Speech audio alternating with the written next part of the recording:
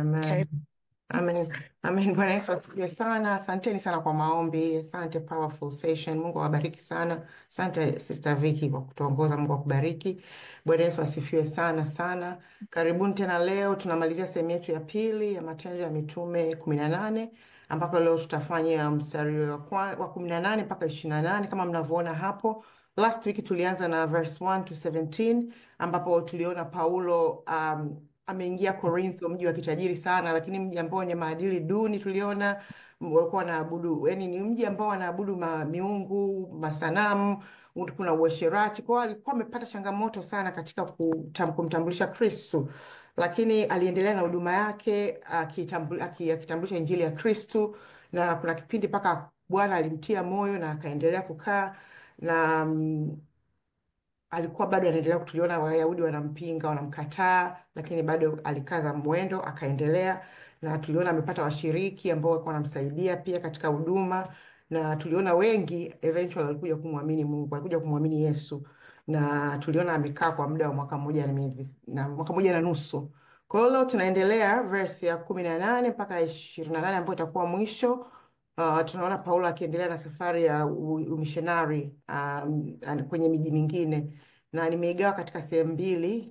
Ziko just 10 mistari 10 tu, kwa hiyo nimeigawa mara mbili, 18 mpaka 23 na mwingine 24 mpaka 28. Kwa hiyo nitaomba tusome kwanza, alafu kama kawaida yetu tutarudi kufanya discussion. Tutasoma verse 18 mpaka 23. Karibu moderator, naomba nisaidie kusoma. Amina. Bwana Yesu asifiwe. Amina. Basi nitatumia Biblia yangu ya SUV.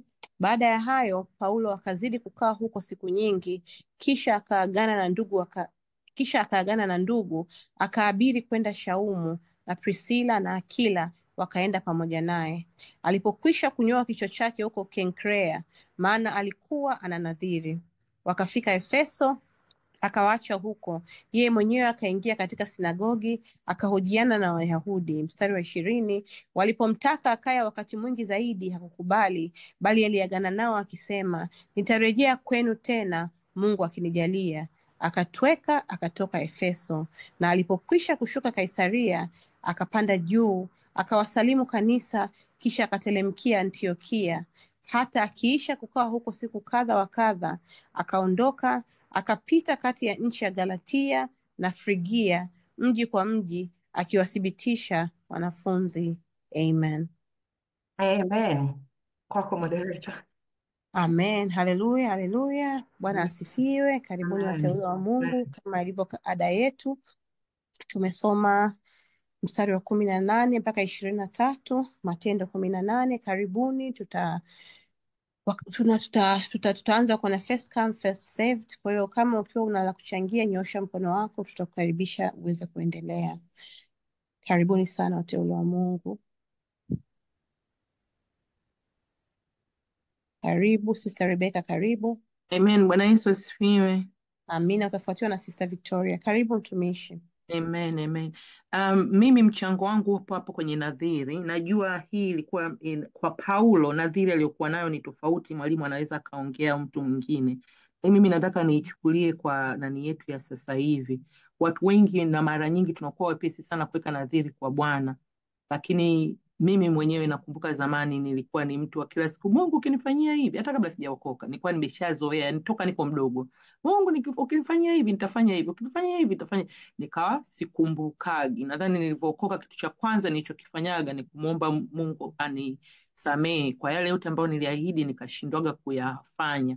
Lakini nikafikaga mahali ambapo nilikuwa anaandika vinadhiri vyangu, kwa sababu ni rahisi sana kusema, na neno la Mungu linatuambia tusiwe wepesi wa kusema mbele ya Mungu. Mungu hadhihakiwi. Kwa hiyo tukumbuke wapendwa, sio wakati una shida sana ndio unamwambia Mungu ukiniponya mimi nitafanya hivi, ukinifanya hivi utafanya hivi.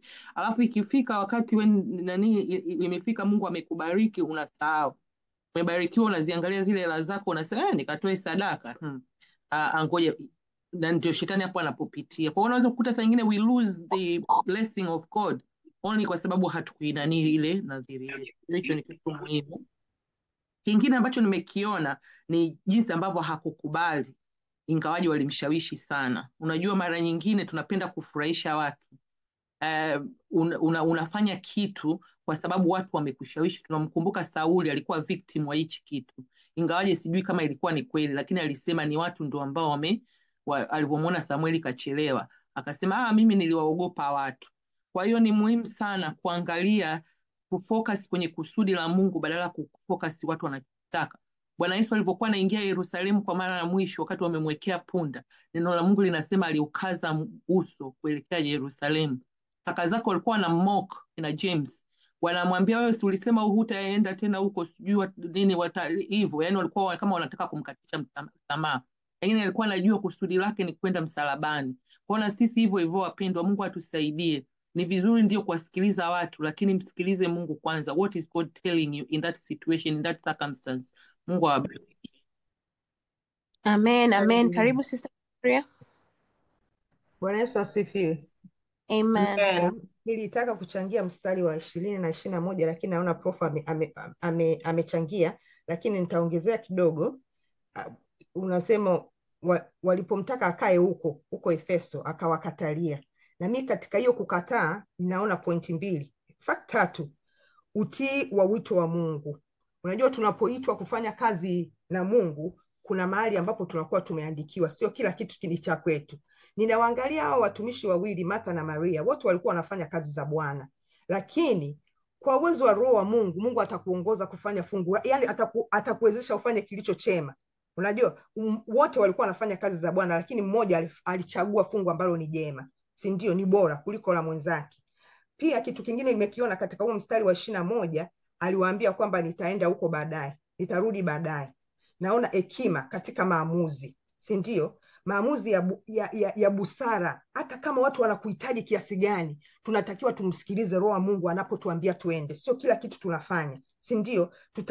Tunatakiwa tujue au tutambue mapenzi ya Mungu katika kazi zetu, katika huduma zetu.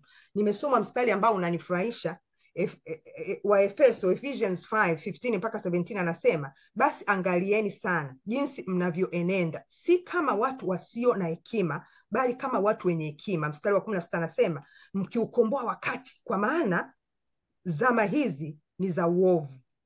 Lakini 17 anasema kwa sababu hiyo msiwe wajinga, bali mfahamu ni nini yaliyo mapenzi ya Bwana. Tunatakiwa tujue ni mapenzi gani ya Bwana ametuandikia, especially katika huduma zetu. Nimependa watumishi wa Mungu katika JNA ya last kama Friday nafikiri iliyopita, wanasema tujifunze, wanatufundisha jinsi ya kumfurahisha Mungu, si mwanadamu. Na tukisoma Colossians 3:17 inasema everything you do it unto the Lord, si ndio? Sio kwa ajili ya wanadamu.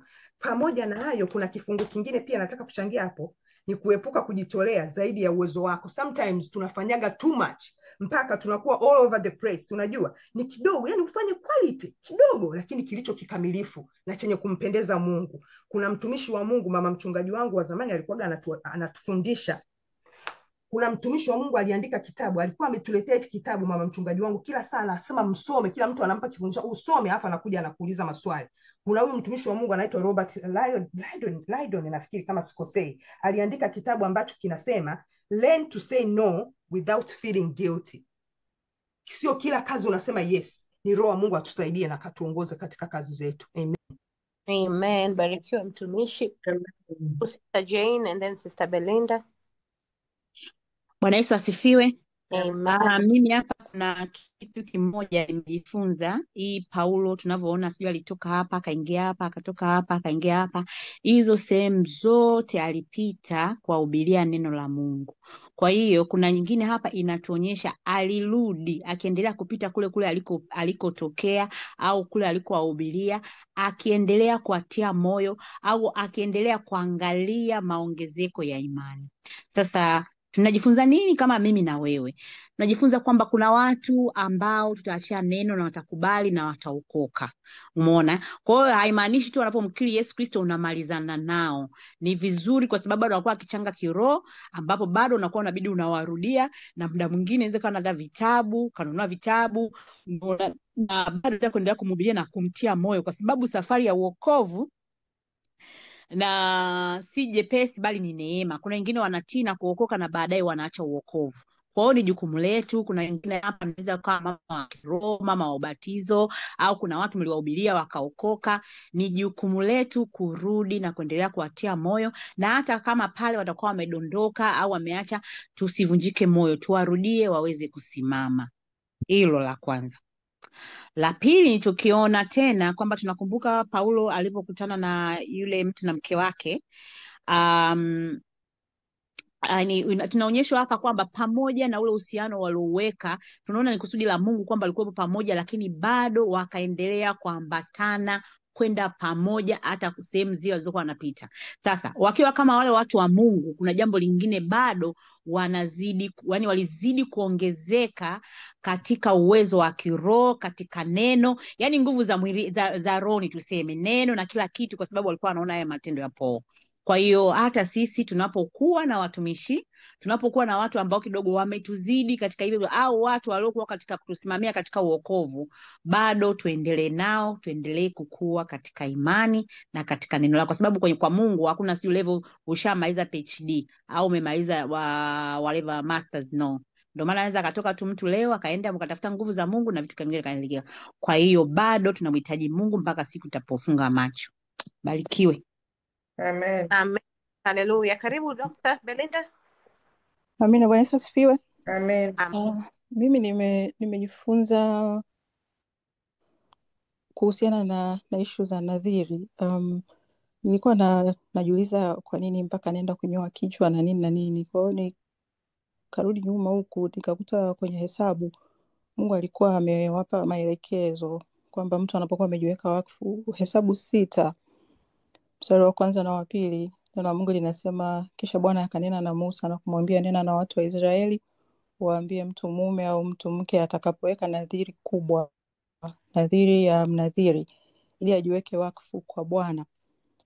Kwa hiyo ilikuwa ni nadhiri ya kujiweka wakfu kwa Bwana, ambapo pale mstari wa 5 akasema, siku zote za nadhiri yake na ya kujitenga wembe usimfikirie kichwani mwake, hata hizo siku zitakapotimia ambazo alijiweka wakfu kwa Bwana. Atakuwa mtakatifu, ataziacha nywele za kichwani mwake zikue ziwe ndefu.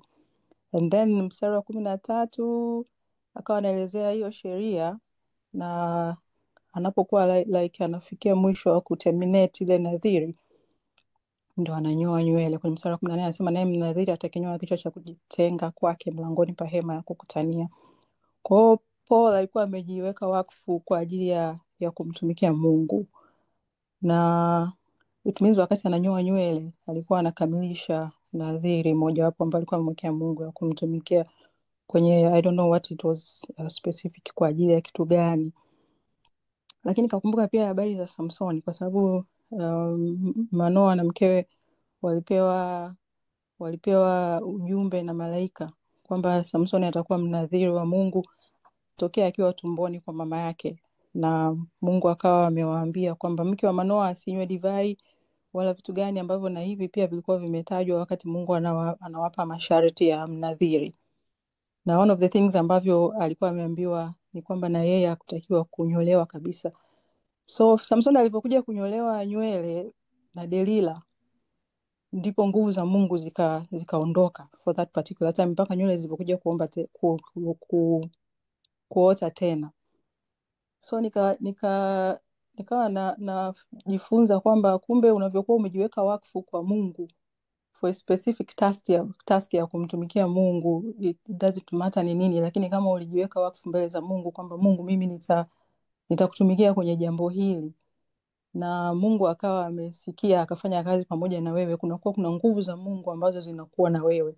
Kwa hiyo once umekosea, kwa mfano kama Samsoni alivyonyoa nywele, nguvu za Mungu zilimwacha for that particular time. Kwa hiyo nimejifunza kwamba kumbe unavyoweka nadhiri mbele za Mungu, uwepo wa Mungu, nguvu za Mungu zinakuwa pamoja na wewe, ambao sasa ina maana ukideviate kwenye kitu ambacho Mungu atakuwa alikuongoza for that kitu ambacho alikuambia ukifanye, ina maana unaondoa ile nguvu ya Mungu, anakuwa hayuko na wewe kwa muda huo mpaka labda utakapotubu tena na kumrudia. Amen. Amen. Amen. Haleluya. Haleluya. Yeah, karibu mtumishi, mwalimu, endelee. Asante sana, michango yenu mizuri, powerful, nimebarikiwa sana. Na mimi siko mbali. Ngoja nitaanza na nitaanza na verse hiyo ya 18 ambayo inatuambia baada ya kukaa huko Korintho kwa muda anaagana na ndugu zake na ndugu walioamini naye Paulo. Kwa hiyo kitu ambacho nimejifunza hapa kwamba amekaa muda ni ishara ya uvumilivu katika huduma yake. Paulo hakutaka kurush. Aliambiwa na Bwana kwamba nina watu wengi katika huo mji, na aliambiwa nina watu wengi katika huo mji, katuliona kwenye verse 10, na kweli amesubiri na amekaa muda, na kweli kuna watu wengi walimwamini Mungu. Alitii, alijua kwamba matunda ya kiroho yanahitaji muda wa kupandikiza mbegu, kumwagilia na kusubiri Bwana aoteshe, na kweli Bwana aliotesha. Tuna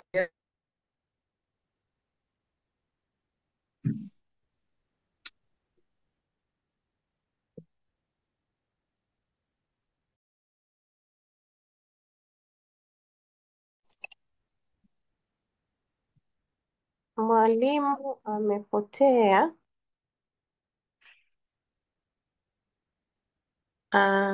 Bwana Yesu asifiwe. Amen. Amen. Naona mwalimu amepotea kidogo, labda wakati tunamsubiri nikaribishe kama kuna mtu yoyote ana mchango wa ziada. Karibuni watumishi. sijui, naona kuna mtu aliniweka mute au Ulipotea wapi? kabisa. Ah, Karibu. niliishia wapi?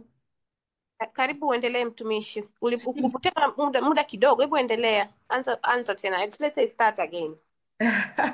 Okay, kwa hiyo nitaanza mwanzo. Uvumilivu katika huduma. Tunaona Paulo alivumilia sana, alikaa muda. Bwana, tunakumbuka last week tulisoma, alimwambia kwamba na watu wengi katika hilo eneo na usiogope. Ni kweli alivumilia, akakaa, na kweli kuna watu waliendelea kumwamini Yesu Kristo kupitia yeye. Kwa hiyo najifunza utii na uvumilivu katika huduma, kwa sababu Paulo mwenyewe aligundua kwamba kuzaa matunda ya kiroho kwenye huduma unahitaji muda, kupanda mbegu, kumwagilia na kusubiri Bwana aoteshe, na Bwana kweli aliotesha. Na tunaona hapa hawa ndugu Priscilla na Akila wamekutana, wanaendelea tena kwenye huduma, wako pamoja. Unakumbuka walikutana kwenye wanatengeneza tent. Nadhani kuna mchangiaji amesema, nadhani Sister Jane, na kama hata last week nilichangia kwamba kulikuwa kuna divine connection, walikutana, lakini kulikuwa kuna udhumuni ambalo ndo tunaliona sasa hivi, bado wanaendelea kukaa pamoja kwenye huduma. Nadhiri, thank you Dr. Belinda, Mungu akubariki, umeieleza vizuri. Na mimi nitaeleza tu kwa kifupi. Nadhani inaweza kuwa ni somo pana sana, lakini nitajaribu kueleza nilivyoelewa kwa kifupi. Biblia inatuambia Paulo alinyoa nywele zake kwa kuwa alikuwa ameweka nadhiri. Of course haituambii hapa kwamba haituambii kwa kirefu, lakini ndio hata mimi nilifikiri the same kwamba inawezekana kuwa ameweka Nazarite vows, ambayo ni mtu anakuwa kama alivyosema Dr. Belinda kwamba unajiteka kwa kazi ya Bwana unakuwa kunyoa nywele. Kwa hiyo inawezekana ndio alikuwa ametimiza, anaenda kunyoa, lakini pia inaweza kuwa ni nadhiri ambayo alikuwa ameweka ya kunyoa nywele, kupeleka nywele kwenye madhabahu something kwa ajili ya kazi. Lakini again, narudia, Biblia haielezi, lakini ni muhimu cha kujifunza kwamba hapa Paulo anaweka nadhiri na inaonekana ameitimiza. Tuangalie nini maana ya nadhiri. Vows. Nadhiri ni ahadi maalum ambayo anatoa mtu kwa Mungu kwa hiari yake mwenyewe. Umeona, mtu anaitoa kwa hiari yake mwenyewe akisema atafanya jambo fulani au kutoa kitu fulani kwa Mungu, ikiwa ombi lake litajibiwa, au kama njia ya kumheshimu Mungu au kumtumikia Mungu. Ni tendo la kiroho, linatokana na moyo wa mtu binafsi, na si amri ya lazima, ni agano la hiari kati ya mtu na Mungu. Amen. Kwa hiyo katika Agano Jipya, ingawa hii dhana sio dhana inaongelewa sana, lakini iko kimaana zaidi ya Ukristu. Yani haionyeshi kama kisheria, kwa sababu hiyo, kwa mfano ukiangalia zamani, hiyo ndio mara unyoe nywele, usinywe pombe, lakini hapa mara nyingi ni kiroho zaidi. Kiroho kwenye Agano la Jipya ni kiroho, kujitenga na yale mambo ambayo Mungu hayampendezi. Limejikita zaidi kwenye Agano la Jipya, limejikita zaidi kwenye usafi wa moyo, kumpenda Mungu, ukweli wa dhamira njema, na unajitenga na yale, kama nilivyosema, mambo ambayo hayampendezi Mungu. Kwa hiyo masuala kama haya ya kuweka nadhiri ni kutegemea mtu binafsi, na yanatokana kwa hekima uliopewa na Mungu na msukumo wa ndani. Yani ni hiari, yani sio kama kitu cha lazima. Nitatoa baadhi ya mifano ambao of course, nitatoa baadhi ya mifano ya kwenye Biblia. huyu Hana, kuna mama mmoja alikuwa anaitwa Hana, ni mama yake Samueli, alikuwa na mke mwenzake anaitwa Penina. Alikuwa ni ana alikaa muda mrefu bila kupata mtoto, na mume wake alikuwa na mke mwingine yule Penina, ambaye Penina alipata akawa kama anamnyanyasa. Kwa hiyo aliweka nadhiri ya kumwomba Mungu ili apate hilo jambo. Aliweka nadhiri ili Mungu ampe mtoto, na unaipata kwenye kitabu cha Samueli 1:11. Naye akamwekea Bwana nadhiri akasema, Bwana mwenye nguvu zote, laiti ungeangalia huzuni kuu ya mtumishi wako na kunikumbuka mimi, wala usimsahau mtumishi wako, nawe ukampa mwana, basi huyo mwana nitamtoa kwa Bwana kwa siku ya maisha yake, wala wembe hautapita kichwani mwake. So ilikuwa kama ni ishara tu ya imani na tegemeo kwa Mungu katika hali ngumu ya kutafuta msaada. Of course kuna watu bado wanafanya hizi nadhiri, na kuna nadhiri nyingine unaweza ukatoa ahadi, kwa sababu ni agano ya sadaka. Nakumbuka tulisoma kwenye kitabu cha Mwanzo, tuliona kwenye Mwanzo 28, ilikuwa 28 20 mpaka 22. Nakumbuka Jacob alimwambia Mungu ikiwa Mungu atakuwa pamoja naye, basi Bwana atakuwa Mungu wake, na kila kitu Mungu atakachompa atamtolea Mungu fungu la 10.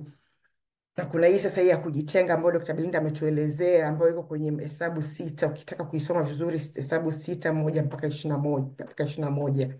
Na ndo na hata mimi nimehisi kwamba inawezekana ndo Paulo alijiweka kwenye hiyo hii ilikuwa ni kama ni sheria, ilikuwa kwa wakati kama unafanya kazi unaenda kufanya kazi ya Mungu, unajitenga na hivi vitu. Masharti yalikuwa yanajumuisha unakuwa hunywi kilevi, hunywi pombe, unakuwa hunywe nywele zako, wala ugusi maiti wakati unafanya kwenye kazi ya Mungu. Lakini mtu kama Samsoni, Samueli, nadhani na Yohana Mbatizaji walikuwa kwenye hii nadhiri kwa maisha yao yote.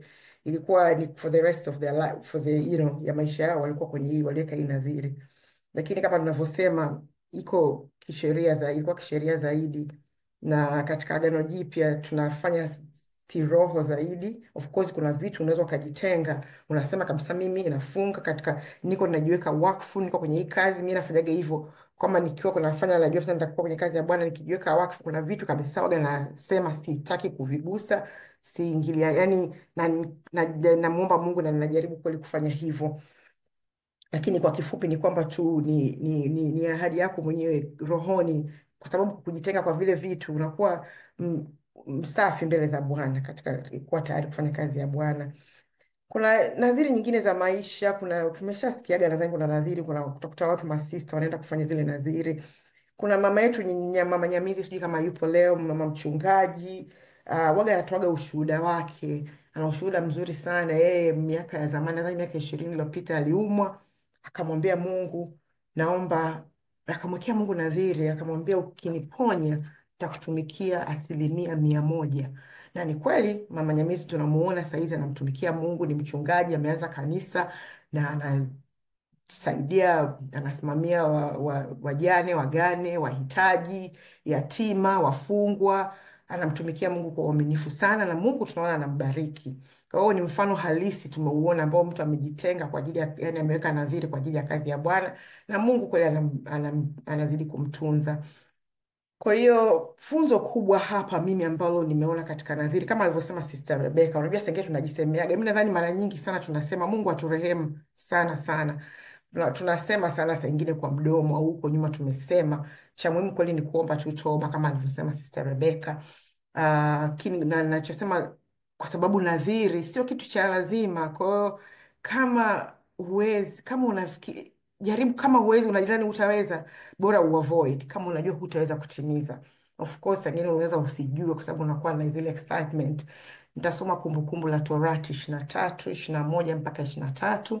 Inatuambia, utakapoweka nadhiri kwa Bwana Mungu wako, usiwe mlegevu katika kuiondoa, kwa kuwa Bwana Mungu wako hataacha kuitaka kwako, nayo hivi itakuwa dhambi kwako. Lakini ukijizuia usiweke nadhiri, haitakuwa dhambi kwako. Yaliyotoka midomoni mwako yashike kuyafanya, kwa mfano wa kumwekea nadhiri Bwana Mungu wako. Ni sadaka ya hiari uliyoiahidi kwa kinywa chako. Kwa hiyo if you can, bora usifanye, lakini kama unaweza, bora ujaribu kuitimiza. Um, kuna nadhiri tunazisikia saa hizi tume-experience, hata mimi nime-experience kwenye makanisa. Saa ingine mwanzo wa mwaka kunakuwa na project au something, mnaambiwa kanisani kuweka nadhiri. Kitu ambacho mimi nitaomba, yani nasema from my experience, tusitoe nadhiri kwa hisia. Yani ukiambiwa hata kanisani, sijui toa ahadi, nadhiri, omba Mungu.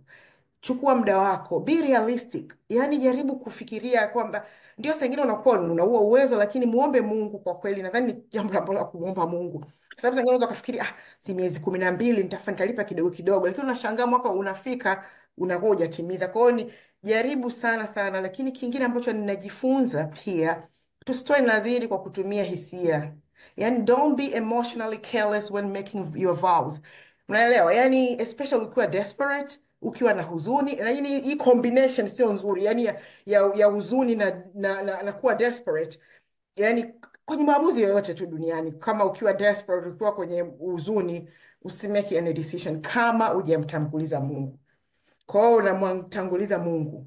Kuna mchangaji amesema, nadhani Sister Rebecca pia, yani wakati nasema hii ya kuwa unakuwa desperate, natoa tu mfano mtu uko desperate, unatafuta kazi, Mungu, nikipata kazi mshahara huu nitakuwa nakutolea fungu la 10. Unaanza kazi, maisha yanaanza kuwa yanakubana, budget inakuwa mbaya, unashangaa mbona hela hazitoshi. Lakini ulivyoweka, ulifikiria. Mimi mwenyewe nimewahi kufanya nadhiri, nadhani sijui kama nitakuja kufanya tena, yani kitu kama hiki, lakini I don't know kama niliongozwa na Roho Mtakatifu. I don't know, ilikuwa ni mimi, emotions zangu. Ilikuwa nimekuja kwenye nchi, nimerudi na nilikuwa desperate, natafuta kazi, very desperate, na nikapata hiyo kazi ambayo nikapata interview, na I was like, nataka hii kazi. Yani nilikuwa na this is my dream job. Nikapata interview. Nakumbuka kanisani kulikuwa kuna vitu wanasema, kulikuwa kuna viti kama walikuwa wanahitaji viti. Kwa hiyo nakumbuka nikatoa ahadi, nilitoa na nikamwambia Mungu, nitanunua viti vya kiasi fulani ukinipa hii kazi. Na nakumbuka ahadi niliyotoa ilikuwa almost like mshahara wote. I don't know nilikuwa nafikiria nini. Lakini namshukuru Mungu kwa neema yake, na nakumbuka nikafanya interview nikapata kazi. Sasa si mwisho wa mwezi ndio mshahara utoke, lakini nakumbuka ile kazi nimeanza ilikuwa na neema ya ajabu. Yani ilikuwa it was the best job ambayo nimekuwa nayo katika maisha yangu. I was like, this is, oh my God. Kuanzia staff, kuanzia boss, kuanzia environment, kuanzia yani mazingira, ilikuwa kila kitu. Yani I was enjoying kwa huo mwezi. Sasa ni mshahara, lakini ndio hivyo sasa, nilikuwa hata sina savings. Alafu nasema ndio inabidi nitoe huo mshahara, lakini kwa neema Mungu alinisaidia sana, inabidi I had to do extra work and extra shift. Many nice, kwa hiyo nikabidi niende kufanya kazi huko nyingine, ili every weekend ili ni top up, na namshukuru Mungu aliniwezesha. Lakini ukiniuliza sijui nitafanya tena, lakini naamini I don't know kama ilikuwa ni mimi Roho Mtakatifu. Ukiniuliza nitafanya tena, I don't know kama I'll do that again, lakini kama ukiniuliza nina regret, si regret kabisa, si regret, na namshukuru Mungu aliniwezesha. Kingine pia labda naweza kusema tusifanye careless vows, ndio hivyo. Yani tusiwe careless. Kuna mtumishi mmoja, kuna wengine amshua mtakuwa mmeshamsoma, anaitwa Yefta. Yuko kwenye Waamuzi 11 kama mtaka mkamsome. Yeye kabla ya kwenda kwenye vita, alikuwa anaenda kuvitani dhidi ya Waamori. Akamwambia Bwana, iwapo nitashinda hii vita, nikirudi nyumbani, mtu wa kwanza kunilaki nitamtoa sadaka ya kuteketezwa. And guess what? Aliporudi alikuwa na binti wa pekee, alikuwa na mtoto mmoja msichana. Ndio binti huyo akatoka mlangoni kwenda kumlaki babake. Basi kwa hiyo alisikitika sana, lakini ilibidi atimize nadhiri. Kwa hiyo don't make careless vows. Lakini pia kingine, saying that hata ukiwa na furaha usiweke nadhiri, sio tu kwenye huzuni, unajua hata kwenye furaha unatafuta labda mtoto, umepata mtoto, unambeba, mtoto utamtumikia Mungu, mtoto wangu atamtumikia Mungu, huyu atakuwa mtumishi wa Mungu. Unamwona Hana alisema hivyo, lakini alimpeleka mtoto wake madhabahuni. Unaahidi hivyo, mtoto anazaliwa, anaanza kuwa mkubwa, anataka kwenda kanisani, mama sitaki kwenda kanisani, no, wala umkazanii. Anaenda akisema hataki kwenda shule, utampa adhabu, lazima uende shule. Kanisani unamwangalia. Neno la Mungu asipofanya homework lazima afanye. Neno la Mungu ukae naye kumwangalia. na huyo mtoto huyo ndio ambao ulisema Mungu atakutumikia mtoto wangu. Kwa hiyo hata wewe una responsibility katika hiyo, na umeweka nadhiri, unatakiwa umsaidie mtoto kama kweli unataka aje amtumikie Mungu. Kwa hiyo Mungu atusaidie sana na hatuhurumie sana sana kwenye hili, na Mungu atusaidie. Amen, amen. Kingine pia nafuata, yes, Injili kwa wote. Verse 19 inasema kwamba walipofika Efeso, Paulo aliwaacha Priscilla na Akila, akaenda katika sinagogi, akawa akijadiliana na Wayahudi. Kwa hiyo hapa tena tunaona kama huko nyuma, unaona, yaani Paulo kila anapoenda anaanza kwa sinagogi kwa Wayahudi, anawaanzia Wayahudi. Pamoja na kwamba kule nyuma alichoka mpaka akakumuta mavazi, lakini bado anawafuata. Kwa hiyo inaonyesha Paulo alikubaliana na msingi wa kuhubiri kwanza kwa Wayahudi, lakini alijua kwamba kama wataikataa ataenda kwa Gentiles, ataenda kwa mataifa. Hapo tunaona hapo Matendo 13:46, basi Paulo na Barnaba wakasema kwa ujasiri, ni lazima neno la Mungu litangazwe kwanza kwenu nyinyi, lakini kwa kuwa mnakataa neno hili na kujihukumu kuwa hamstahili uzima wa milele, tazama sisi tunageukia mataifa. Walikuwa wanawaambia Wayahudi. Hii ilikuwa ni sehemu ya mpango wa Mungu ili kuleta wokovu kwa ajili ya wote, Wayahudi na mataifa. Na Paulo anatuambia katika kitabu cha Warumi 1:16, mimi siionea aibu Injili, kwa maana nguvu ya Mungu inawaokoa wote wanaoamini, Wayahudi kwanza na watu wa mataifa mengine pia. Kwa hiyo huduma ya Paulo ilisukumwa kwa Gentiles, ilisukumwa kwa mataifa, lakini alikuwa na kiu sana ya kuona Wayahudi wanaokolewa. Yaani pamoja na kama walivyokuwa wanamkataa, lakini alikuwa anasikitika sana kwa ajili yao. Alikuwa ni maombi yake Wayahudi wamjue Mungu. Amen. Na tunaona tukiangalia Warumi 10:1 inasema, ndugu zangu, shauku ya moyo wangu na maombi yangu kwa Mungu ni kwamba Waisraeli waokolewe. Tunajifunza nini? Tuendelee kuombea familia zetu, tuendelee kuombea wakwetu, marafiki zetu, jamaa zetu. Wakikataa neno, wakireject, tunavyosonga mbele kwenda kwa wengine ambao wako tayari kupokea, tusiache, tuendelee tu kuombea ndugu, marafiki, kwa sababu naamini kabisa Mungu hapendi yoyote ile ateketee. Tusikate tamaa. Amen. Yeah. Kwa hiyo kingine nadhani alisema ni Sister Jane, ilikuwa alifuata mapenzi ya Mungu. Tunaona Paulo alifuata mapenzi ya Mungu. Tunaona kwenye verse 20 na 21, walipomwomba Paulo akae siku zaidi hakukubali. Aliwaaga akasema, Mungu akipenda nitawarudia tena. Kwa hiyo Paulo hakuruhusu fursa ya wanadamu kumwambia baki kwenye huduma ili mtoe kwenye ratiba ya Mungu. Yeye alijua mpango wa Mungu ndio muhimu zaidi. Unaona tayari maneno yake akisema Mungu akipenda, anaonyesha unyenyekevu wa Paulo kwa mapenzi ya Mungu. Hata Jacob anatufundisha, ukiangalia kwenye Jacob 4:14-15 anatuambia, lakini hamjui hata litakalotukia kesho. Maisha yetu ni nini? Ninyi ni ukungu ambao huonekana kwa kitambo kidogo kisha hutoweka. Badala yake inapaswa kusema, kama Bwana akipenda tutaishi na kufanya hili na lile. Kama Bwana akipenda tutaishi kufanya hili na lile. Kwa hiyo tusikimbiliage tu fursa, yaani tusikimbilie tu bila kuuliza mapenzi ya Mungu, iwe kazi, iwe biashara, iwe huduma. Tena kwenye huduma ndio kabisa, yaani kwenye huduma ni rahisi sana. Ukikaribishwa unasema Mungu ametuambia, Yesu amesema tukahubiri Injili. Unajua, tangazeni Injili, kwao unakuwa utakii kukataa. Lakini je, ni mapenzi ya Mungu uende kwenye hilo eneo? Inawezekana unataka kwenda kwa mtu mwingine. Tumeona huko nyuma, hata Paulo kuna kipindi hata hapa anavyosema kwamba mapenzi ya Mungu kama ni mapenzi ya Mungu yatakuja. Kwa hiyo Mungu atusaidie sana kwenye hili eneo. Mungu atusaidie tujifunze kusema hapana kwa upendo, na kama si mapenzi ya Mungu. Kama una hakika, usikurupuke. You can just say, let me pray about it first. Haionyeshi kwamba hauna confidence. Mtu mwingine anasema huyu hajiamini. No. Ni kwamba una confidence kwa Mungu kwamba hiki kitu labda sio cha kimungu, lakini let me pray about it. Hata kama itachukua muda, au of course kama labda inatakiwa kifanyike saa hiyo, lakini kama unless una confidence Mungu amekwambia fanya kile kitu au umemsikia pale, yes. Mimi kwa kweli binafsi nimejifunza in a very hard way, kwa sababu kusema neno hapana ni vigumu. lakini kitu ambacho naendelea kujifunza bado ni kwamba, na nimejifunza tayari, lakini naendelea kujifunza kwamba ukimwomba Mungu na ukawa na hakika na mapenzi yake, yani utaona aibu, utasikia rahisi sana kusema. Now you can even say kwamba napenda sana my wife yangu Angela, waga ukimwomba kitu anakwambiaga siwezi kufanya, lakini naweza nikafanya next time. Kwa hiyo kama ni mtu unaweza kumwambia kama opportunity nyingine ikija nitafanya, lakini this time sitaweza, au mapenzi ya Mungu kama Mungu akipenda nitafanya tena. Nimependa Sister Vicky umesema tunahitaji hekima katika maamuzi. Mimi naamini ni kabisa tunahitaji hekima ya Mungu, yani tujue mapenzi ya Mungu na tufanye kwa ajili ya Bwana. Yani kwa sababu sasa unaogopa how nitamlet down, lakini je, Mungu umemlet down ni mtu au Mungu? Kwa hiyo Mungu atusaidie sana sana sana. Nyingine inayofuata ni Paulo anaendelekea Jerusalem. Tunaona anaelekea kusalimia kanisa.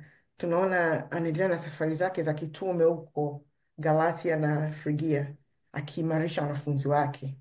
Kwa hiyo on top of that, nadhani Sister Jane aliongelea hii, on top of that ya kuhubiri Injili, hiyo anakazia malezi ya kiroho, akiimarisha wanafunzi wake.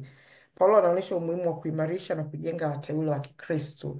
Hata kwenye Waefeso hapa anasema ili kuwajenga watakatifu kwa kazi ya huduma, kwa kujenga mwili wa Kristo.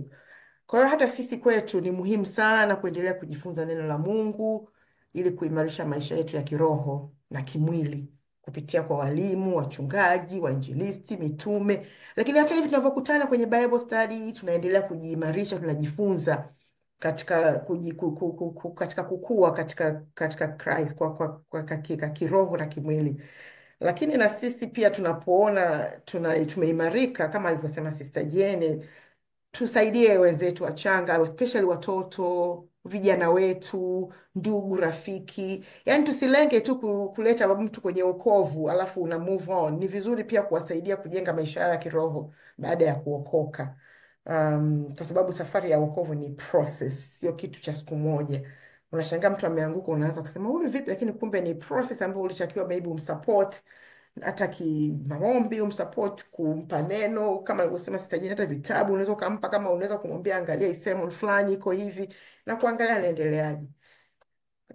Na Mungu awabariki sana, na hapo ndio mwisho wa sehemu ya 3 hiyo. Kwa hiyo tutaingia sehemu ya 4. Nitakuomba Sister Anna, naomba usaidie kusoma. Amen. Mtumishi, nitasoma Matendo 18:24 mpaka 28 kwa msaada wa Roho Mtakatifu. Kichwa kinasema huduma ya Apolo.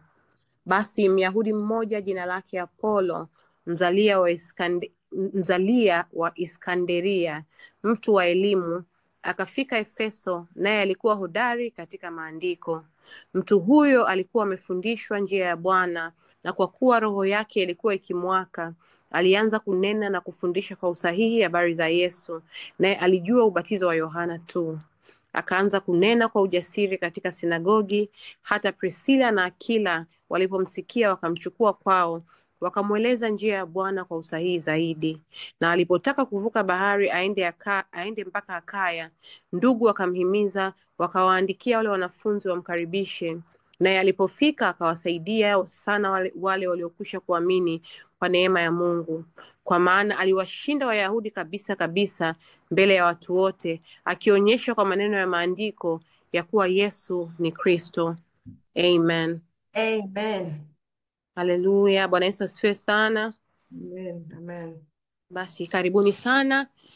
Tunapomalizia nguo yetu ya mwisho, karibuni sana. Karibuni ambaye yuko tayari kufungua dimba, karibuni.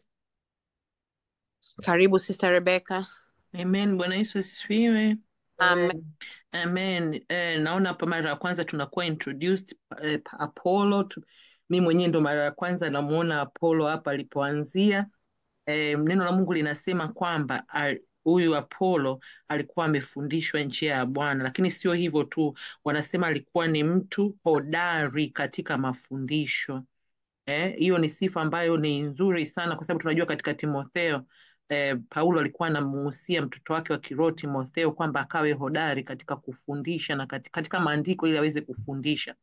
Kwa hiyo uhodari katika maandiko ni muhimu sana, especially, na wala sisemi tu kwa wanaofundisha, hata wanaofundishwa. kwa sababu watu wengi tunaweza kuwa saa nyingine tunapokea maandiko sio kwa sababu sio mahodari katika kujifunza neno la Mungu. Wanasema alifundishwa neno la Bwana, lakini kuna sifa kubwa nayo ambayo anayo ni kwamba roho yake ilikuwa inamwaka, alikuwa na zeal, kitu ambacho watu wengi tunaweza kuwa na tumefundishwa lakini hatuna zeal. Kwa hiyo hii nayo ni kitu ambacho tunatakiwa Mungu atusaidie, ni kumwomba Mungu na zeal yetu iendelee, isiwe ni kitu kama nguvu ya soda. Tuwe na nguvu ya Roho Mtakatifu ambayo haizimiki, inaenda na kuenda. Wanasema aliweza kufundisha kwa usahihi habari za Yesu, alijua ubatizo wa Yohana tu. Hapa inatuonyesha kiukweli, mimi nimejifunza kwamba hamna aliye mkamilifu kwa upande huu wa duniani. Pamoja na yote haya aliyokuwa nayo, alikuwa na zeal, alikuwa ni msomi, alikuwa ana nini, lakini bado kulikuwa na area ya maisha yake ambayo hakuwa anajua, hakujua ubatizo wa Roho Mtakatifu. Na hii inanifundisha kwamba ndio maana Mungu akasema kwamba nyinyi ni mwili wa Kristo na kila mmoja ni kiungo katika Kristo, kwa sababu kila kiungo kinamhitaji mwenzake. Fikiria pangekuwa na mtu ambaye anajua it all. Kwanza mimi naona ni hatari kubwa sana kwa mwanadamu kujua it all, kwa sababu you will make yourself a god. Kwa nini sasa utamhitaji Mungu vipi? Kwa hiyo hiki ni kitu ambacho Mungu amekiweka kwa makusudi, ili siku zote tuweze kumtegemea Mungu, tumtegemee Roho Mtakatifu, na tujue kwamba sisi si wakamilifu, mkamilifu ni Mungu tu.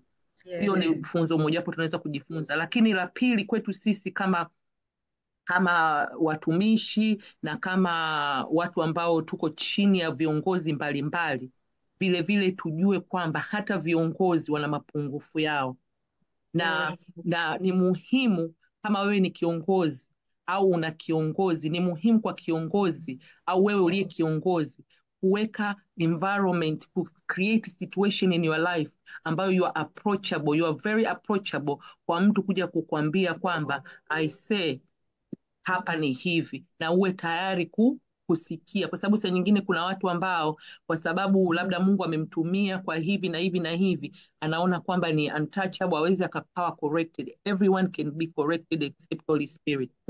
Kwa hiyo hichi ni kitu ambacho ni muhimu sana na kinahitaji unyenyekevu wa hali ya juu na kumjua Mungu sana. Yaani penye kumjua Mungu, kwa sababu unavyomjua Mungu ndivyo unavyokuwa mnyenyekevu. Yaani kipimo kikubwa sana cha mtu anayemjua Mungu ni unyenyekevu alionao, unyenyekevu wa moyo. The more unaenda chini, Mungu ndo anakupandisha juu katika ulimwengu wa roho. Mungu awabariki. Amen, amen. Barikiwa sana mtumishi. Karibu Sister Jane and then Sister Victoria. Bwana Yesu asifiwe. Mimi kuna kitu nimekiona. Dada Rebecca hapo ameongelea uhodari. Kuna kitu mimi hapo nimeona, kuna mimi nimeona kuna pia, yani I don't know, kuna uhodari, alafu mimi nimeona kingine tena kiongezea ujasiri.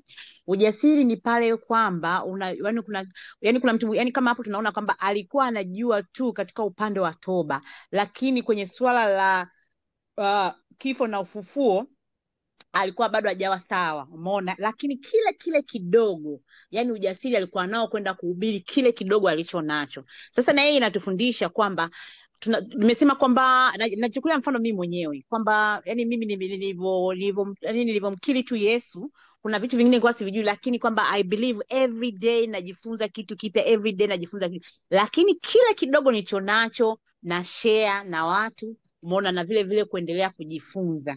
Kwa hiyo pamoja na udogo alikuwa nao, yani udogo wa neno let's say, lakini ujasiri alikuwa nao na kusimama, na bado waliona yule mtu alikuwa na neema ya katika kuwakilisha mada au katika uongeaji, na hiyo nayo inatuonyesha kwamba kila mtu ana neema yake. Kwa hiyo walitambua kwamba ana neema ya kuwasilisha neno la Mungu au kuhubiri, kwa sababu alikuwa mwinjilisti, si ndio? Lakini bado pamoja na upungufu ule, pamoja na neema alikuwa nao, wakaendelea kumjaza neno lingine tena.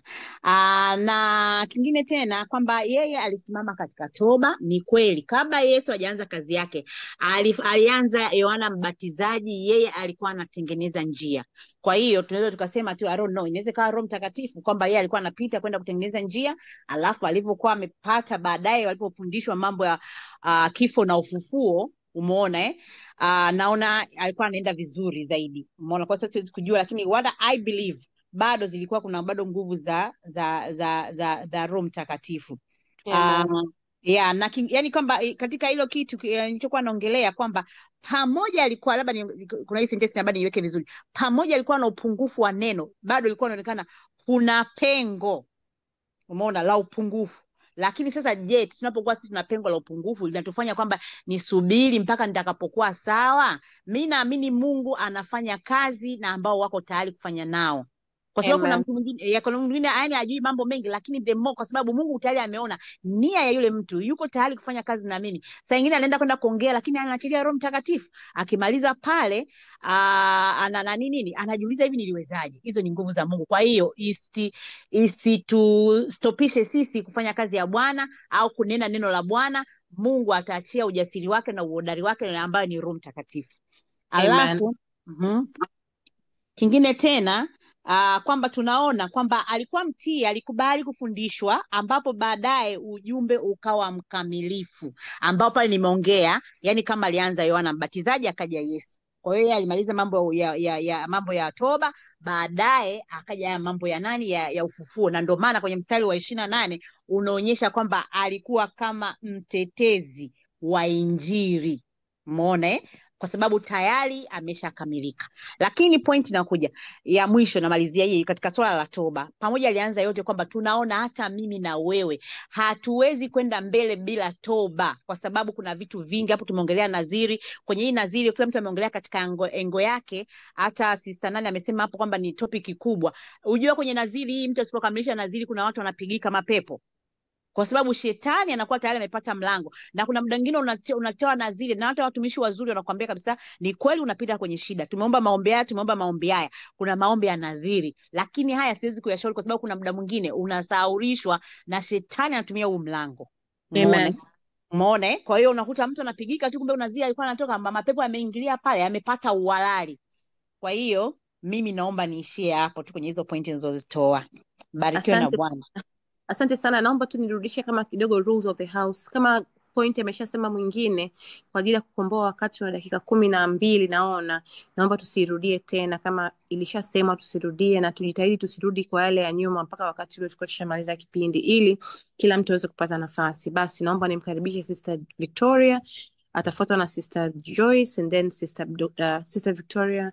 Okay, Sister Victoria karibu, and then Sister Belinda and then Sister Joyce. Karibuni. Asante moderator, naona pointi zangu zimeongelewa. Asante. Barikiwa kwa kukomboa wakati. Karibu Dr. Belinda and then Sister Joyce. Bwana Yesu asifiwe. Amen. Pointi yangu mimi ni kwenye mstari wa 20 wa Priscilla na Akila.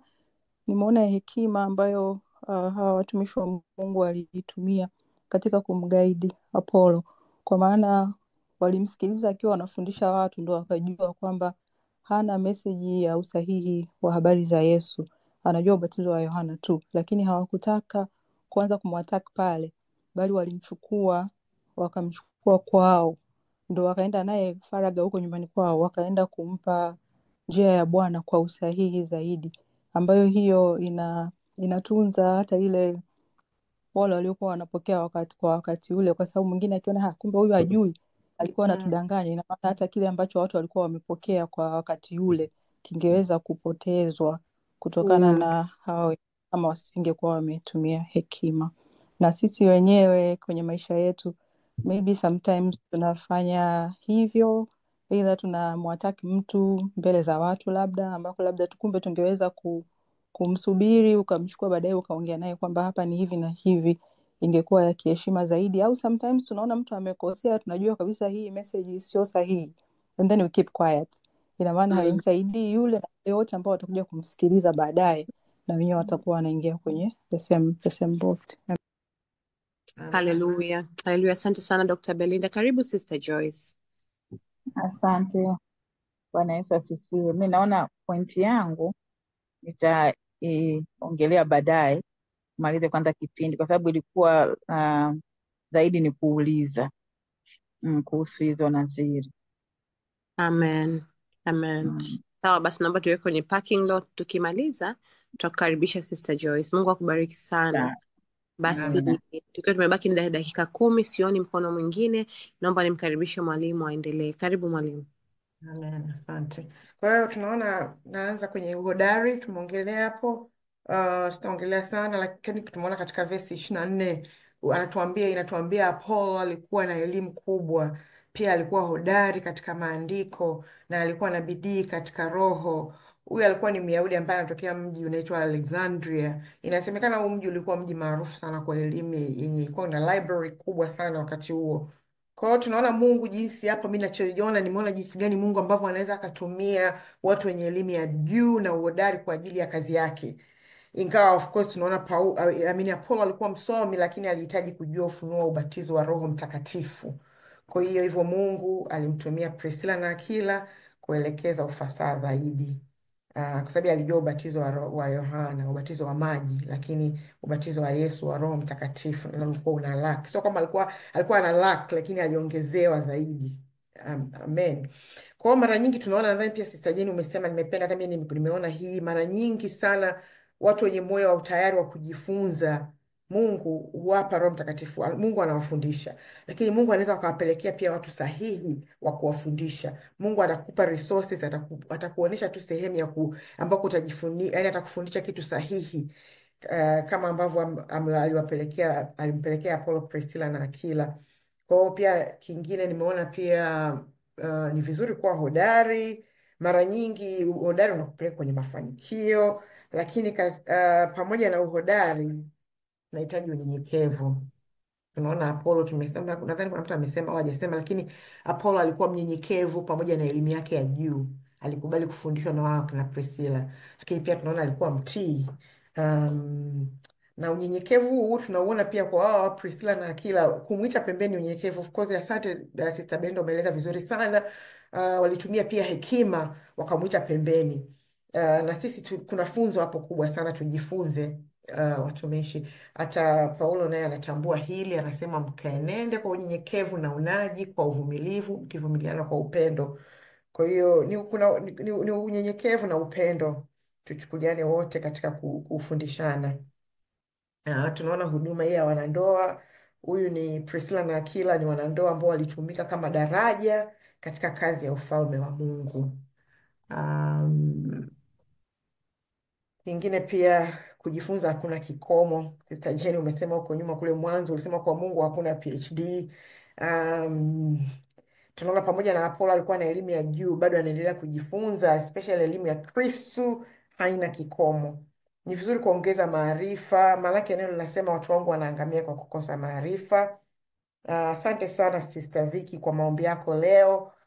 Umesema kuhusu tukue. Kwa hiyo hii ni mojawapo ya njia ya kukua, ili tuzae matunda kwa ajili ya utukufu wake. Yaani tusikubali kukaa hapo hapo, na Mungu atuongoze, atusaidie sana. Hata Paulo mwenyewe alikuwa anataka kuona kama amefika mwisho. Tunaona kwenye Wafilipi 3:2 Paulo anasema sio kwamba nimefika au tayari nimemaliza, bali nakaza mkono yangu ili nipate ushindi, kama vile Kristo alivyoniita ili nipate kumjua yeye katika kazi zake, katika kujifunza kila kitu katika jina la Yesu Kristo. Kingine tunaona teamwork. Mimi katika hapa nimependa sana, yani tumeona katika hiki kitabu kwa kifupi tumekuwa na teamwork.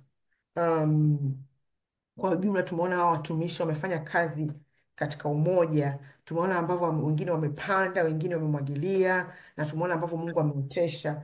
Ilikuwa hakuna cha kwamba huyu amefanya, huyu hajafanya, huyu ndio amefanya zaidi, huyu anajulikana. Yaani watu walifanya kwa pamoja ili wamtambulishe Kristo. Walifanya kazi katika mwili wa Kristo, wakiwa kwenye mwili mmoja, kwa sababu tunajua wote kwamba mwili una viungo mbalimbali, lakini kila kiungo kina kazi yake. Kwa hiyo ni kama wao, na sisi tunatakiwa tuendelee kufanya hivyo. Kiungo hata kama ni kidogo vipi, hata kama ni kiko ndani hakionekani, utashangaa, lakini kina umuhimu wake. Kila mtu ana umuhimu kwenye kazi ya Kristo. Kwa hiyo ni muhimu sana tukaendelea na sisi kufanya hivyo. Namshukuru Mungu sana sana sana, na kila siku nitaendelea kumshukuru kwa watendakazi wa VBV, wadada wote, kwa sababu hakika yani ni shuhuda jinsi gani mwili wa Kristo unapofanya kazi katika hii huduma. Ningependa tu kusupport kuhusu mwili wa Kristo. Sister Ana, naomba kama unaweza ukanisomea Warumi 12 mstari wa 4 mpaka wa 8. Nimeandika wa 5 lakini naomba usome mpaka wa 8. Okay, sawa sawa, nitasoma kwa msaada wa Roho Mtakatifu. Warumi 2:4 mpaka wa 8. Kama vile ambavyo kila mmoja wenu ana mwili mmoja wenye viungo vingi, na kila kiungo kina kazi yake, hali kadhalika ndani ya Kristo sisi tulio wengi tunakuwa mwili mmoja, na kila mmoja wetu ni sehemu ya wengine wote. Tumepewa vipawa tofauti kulingana na neema tuliyopokea kutoka kwa Mungu. Kama mtu ana kipawa cha kutoa unabii, basi akitumie kulingana na imani yake. Kama kipawa chake ni kuwahudumia wengine, basi awahudumie. Kama ni kufundisha, basi na afundishe. Kama kipawa chake ni kuwatia moyo wengine, na afanye hivyo. Kama ni ukarimu, basi na atoe kwa moyo. Mwenye kipawa cha uongozi na afanye hivyo kwa bidii. Mwenye kipawa cha huruma na aonyeshe huruma yake kwa furaha. Amen. Amen. Asante, ubarikiwe. Kwa hiyo ni kwa kusisitizia tu kwamba ni muhimu sana kushirikiana. Mungu atusaidie tuendelee kushirikiana, kufanya kazi ya Bwana kwa ubora na kumtambulisha Kristo kama hao watumishi walivyokuwa wanafanya. Ni vizuri kufanya kazi ya Bwana, kumtambulisha Kristo na sio kumtambulisha labda mwanadamu au kiongozi. Ni vizuri kumtambulisha Kristo. Tumtambulishe Kristo katika huduma zetu, kwa sababu yeye peke yake ndio awe glorify, akaongezeke yeye siku zote na sisi tupungue. Mungu atusaidie sana katika hili na haturehemu pale ambako hatujafanya, kwa sababu sisi ni binadamu, ni sometimes tunajisahau. Kutiana moyo tumeona hapo kwenye verse 27. Jumuiya ya waumini wa Efeso walimtia moyo Apolo na kuandika barua ya utambulishi ili waamini wa Akaya wampokee. Kwa hiyo ni mfano mzuri sana wa umoja na upendo katika kanisa la kwanza. Ni mfano mzuri wa umoja na upendo katika mwili wa Kristu, na Mungu atusaidie sana tuwe na upendo huu wa kutiana moyo. Verse 28 inatueleza kuwa Paulo aliweza kuelezea kwa uwezo mkubwa hadharani kwa Wayahudi ambao walikuwa wakipinga, akionyesha kuwa kwa maandiko kwamba Yesu ni Kristo. Aliweza kuelezea kwa uwezo mkubwa hadharani kwa Wayahudi waliokuwa wakipinga, akionyesha kwa maandiko kwamba Yesu ni Kristo. Hiyo verse ya mwisho. Kwa hiyo tunaona umuhimu wa kuwa na knowledge, tunaona umuhimu wa kuwa na uhodari, bidii katika neno. Inakupa confidence ya kuweza kutoa hoja, kupinga mafundisho potofu kuhusu Kristo. Apolo alipata hii neema ya Mungu, na alitumika katika kama chombo. Mungu alimtumia kama chombo katika kuthibitisha kuwa Yesu ni Kristo. Kwa hiyo kuna umuhimu sana wa hii, kama na sisi Mungu atusaidie sana kuwa hodari, kukubali kufundishwa, kuongeza elimu ya kujifunza neno la Mungu. Itatusaidia sana tunapoenda kushuhudia Yesu ni Kristo, na pia kuishi maisha yanayompendeza, na pia kuzaa matunda kwa ajili ya utukufu wake, kama alivyotuongoza leo kama alivyosema Sister Vicky, pia kuongezeka na kwa ajili ya kuzaa matunda na kwa ajili ya utukufu wa Bwana. Nakumbuka Sister Anna, I think 2 weeks ago, kama nimekosea utani correct, ulitoa ushuhuda moja hapa. Ulisema ulikutana na mtu kwenye train, alikuwa ni mtu wa imani nyingine, mlikuwa safarini. Kwa hiyo mtu alikuwa anajaribu kukupeleka Sister Anna kwenye imani yake, lakini Sister Anna alitumia neema yake ya ujuzi wa neno la Mungu na akatetea ukweli katika imani ya Kristo. Kwa hapo tunaona umuhimu wa kujua na kuwa hodari katika neno. Kwa hiyo wapendwa, tusiache kujifunza. Tunapokutana hapa kila Jumamosi, mimi naamini tunajifunza. Mimi najifunza sana sana sana, na itatusaidia sana katika kazi ya kumtambulisha Kristo with confidence, tukiongozwa na Roho Mtakatifu. Mungu awabariki. Na nikisema haya nimemaliza. Ningependa tu pia kukaribisha mtu yoyote ambaye kama anasikiliza yuko hapa, ambaye angependa huyu Kristo awe Bwana na Mwokozi wake, awe rafiki yake wa karibu, ili aweze kumuongoza katika maisha yake. Mimi naomba nimkaribisha. Anaweza akanicontact mimi, anaweza akamcontact dada yoyote, Mungu ambaye kiongozi. Na Mungu awabariki sana sana, na huo ndio mwisho wa mafundisho yangu.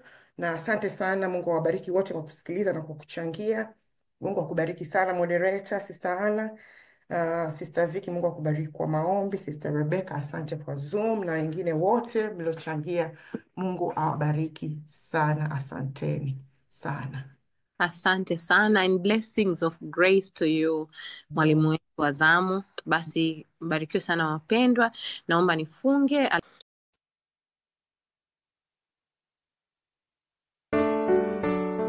Sana kushiriki katika kujifunza neno la Mungu. Mpendwa, kama utapenda kumpokea Yesu awe Bwana na Mwokozi wa maisha yako, na kukaribisha uombe sala ifuatayo. Baba wa mbinguni, asante kwa upendo wako na rehema zako, na kujia katika jina la Yesu Kristo. Nakiri kuwa mimi ni mwenye dhambi na naomba msamaha wako. Ninaamini kuwa Yesu Kristo alikufa kwa ajili ya dhambi zangu na akafufuka ili nipate uzima wa milele. Namkubali Yesu Kristo kuwa Bwana na Mwokozi wa maisha yangu. Ingia moyoni mwangu na unifanye upya. Nisaidie kufuate siku zote za maisha yangu. Asante kwa kunipa wokovu kwa neema. Amina.